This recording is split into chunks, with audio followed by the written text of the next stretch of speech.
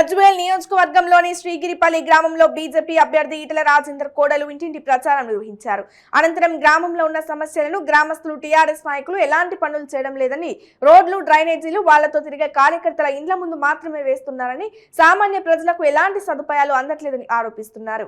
ఈసారి ఎలాగైనా ఈటెల రాజేందర్ని గెలిపించుకొని ప్రతి సామాన్య పౌరునికి ప్రభుత్వ పథకాలు ప్రతి వ్యక్తికి అందజేస్తామని తెలిపారు. ఈ కార్యక్రమంలో శ్రీగిరిపల్లి బీజేపీ నాయకులు సంఘ అశోక్ యాదవ్, పోతే లక్ష్మణ్ యాదవ్, సందా ఎల్లం యాదవ్, కార్యకర్తలు తదితరులు పాల్గొన్నారు.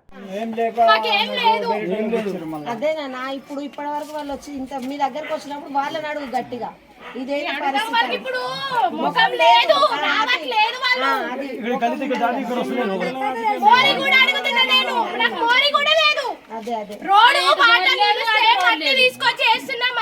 మా పాప మట్టిలో వాడుతుంది, ఇప్పుడు వర్షాలు పడవని మళ్ళీ ఎత్తి పోసేసిన.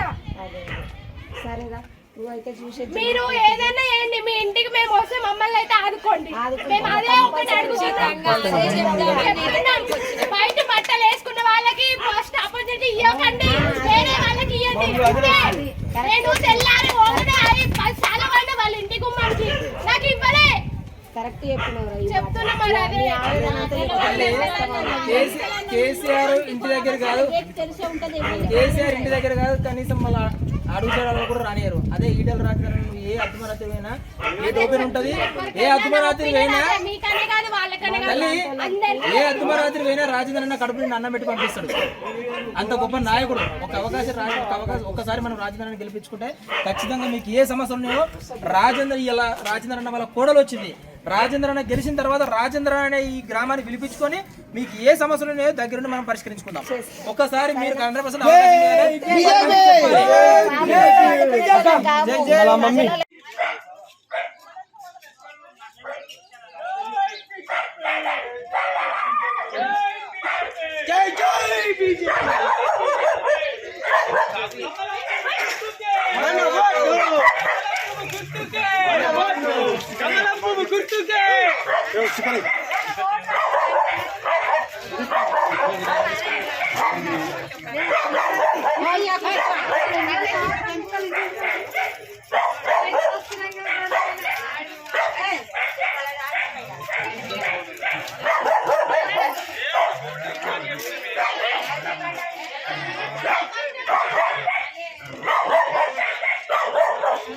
బియ్యం